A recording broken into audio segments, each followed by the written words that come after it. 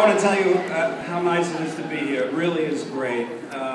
It's been a while since I was able to visit a middle school, and it brings me back to when I was going to school, and it just reminds me how fortunate and lucky you guys are, and what a very, very special time in your life this is right now. Sometimes you won't know it maybe till later. But yeah, it is nice that I ended up here, and my brother had asked me, he told you the story, there was a fundraiser and folks came into the restaurant, and right away Michael said, well, I can do more than sell some raffle tickets. And he called me and I got a guitar, and you know, the rest is coming together right now. And I really just wanted to come out and see my brother's new restaurant.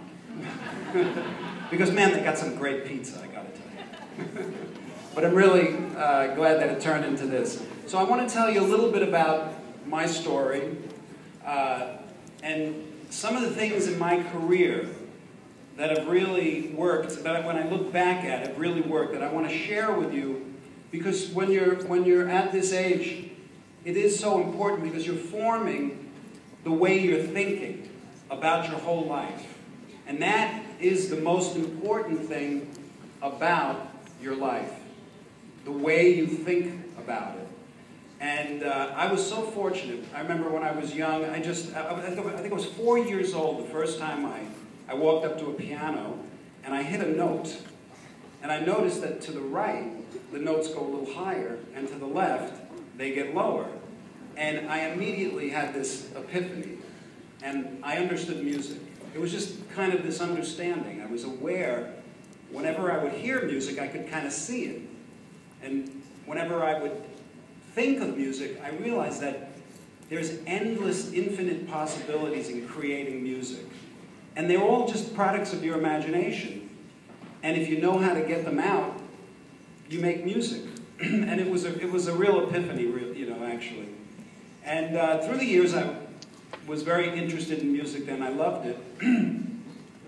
But I remember when I was in 3rd grade, and I was in kindergarten, and a 3rd grader came in with an electric guitar. And when I saw that, I thought that, first of all, this kid was the coolest person I ever saw in my life. You know, when you're in kindergarten, somebody in 3rd grade is like a god.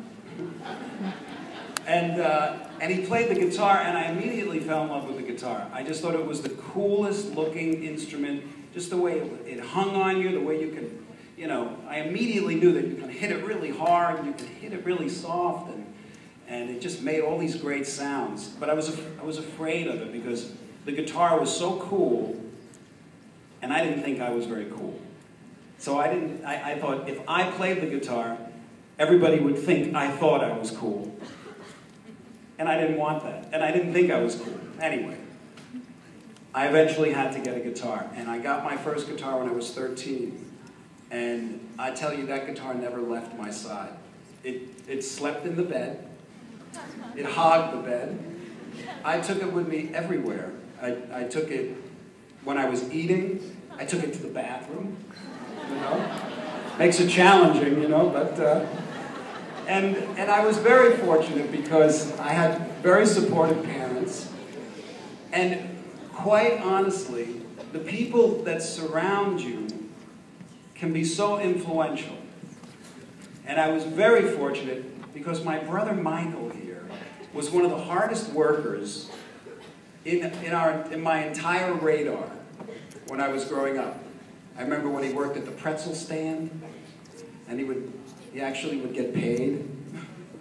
And I'd help him, and I'd get paid in pretzels. That's right. 13 years old.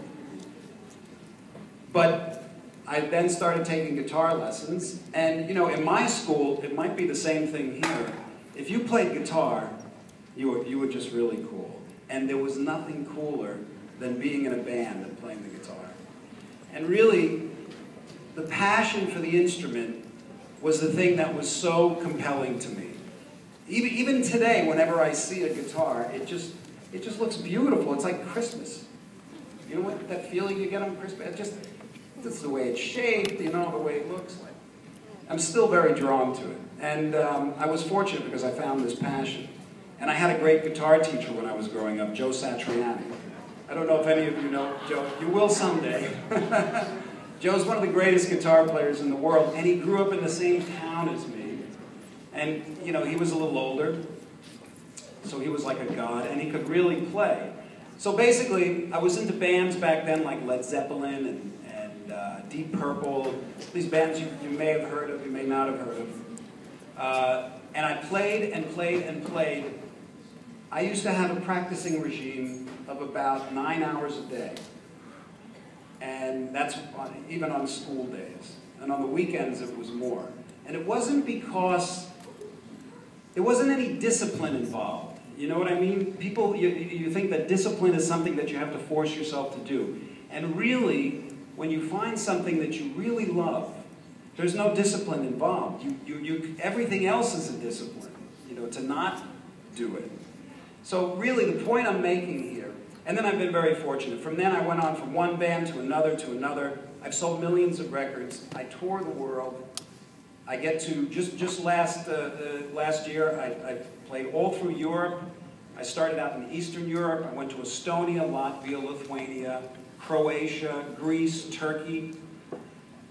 And then we did all of America, and I played here in Chicago. And then, starting in May, I go to Holland, and then I travel all through Australia, Romania, Russia. I'm going to Siberia. I go to Africa, India, Dubai, South America, Mexico, China, Indonesia. I mean, it's really wonderful, and I love doing this. And I get to play to all these people. And really the reason why is because I found the thing that was most interesting and most exciting to me. So the point I really want to make here to you guys is, especially right now in your life, there might be a lot going on. You know, you may feel as though you've got some real challenges going on in life, but really the key to your success in life, well, success is a pretty big word. I mean, I got to define that. But the key is finding the thing in your life that is the most exciting thing to you. Like when you think about it, what makes you excited? You know, what is it? Because everybody in here is really good at something. And you're really good and natural. So if I was to ask you, if I was to ask anybody here right now, I just want you to think in your mind, if you had a magic wand that you didn't have to think about how or why or how you're going to get to do it. If I had to ask you what it is that you think you would enjoy doing the most, what would that be? Now you've got to remember that the thing that's most natural to you and most exciting may not be something that is gargantuan or maybe reflected in the world as something is wildly successful, like running a business or owning Starbucks or being a rock star, you know? That might seem like to the world like success. But really success, your success in life is going to be when you find that thing that is natural to you, that makes you really excited, and you make a living out of it. And that could be anything. Some of you are really good at maybe thinking about cooking. You know, I mean, that's a very artistic, creative field. Some of you might be really good at accounting. You know, you might be fascinated with numbers and stuff like that. Whatever it is, when you find that passion and you go for it, your life is going to pass much easier and much more enjoyable. And I'm talking a lot here. What I'd like to do, though, is open up the floor here if anybody has any questions at any time, because I'm really good at, I'm interested in hearing what you're interested in, and would be happy to answer some questions. Sorry, you want to stand up? How many models of guitar? Well, that's a good question. I don't really remember. But I designed this one, which is a gem. Is this the gem or the RG? This is the RG, but I designed this guitar. And really, it was just, that was like 30 years ago. And, hold this mic.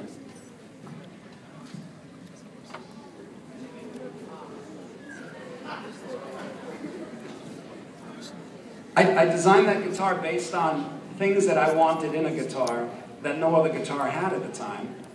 And I was very fortunate because that guitar, it caught on.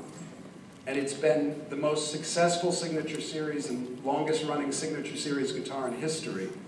And I've made millions of dollars with that guitar, just on royalties. But it was because it was very useful. And like anything, it's been used, copied quite a bit. And then the next guitar I designed was a 7-string, which is the 6-string with an extra string on it. And that created a whole subculture of music that's thriving today. Sorry about that. And then I designed a Euphoria guitar, which is an acoustic guitar. And I was lucky because even when I was designing guitars, I was really just thinking, what is it that I would like? What is the thing that's most exciting to me? And all of these elements that ended up in this guitar were unique at the time. They didn't really exist in guitars. 24 frets, the whole whammy system was completely unique. The pickup configuration was totally unique. The cutaway, and it was really just something I was excited about, and that's my point. I found something that was exciting, and it was very successful. We got more questions?